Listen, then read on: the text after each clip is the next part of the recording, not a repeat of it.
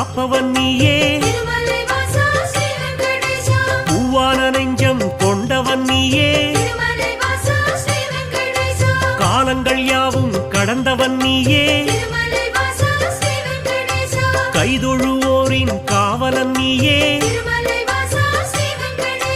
ஞானத்தை அளந்த நாயகன் நீயே, நாடிய செல்வம் தருபவன் நீயே, கோல எழிலை கொண்டவன் நீயே, கோவிந்தா என்றால் அருள்பவன் நீயே,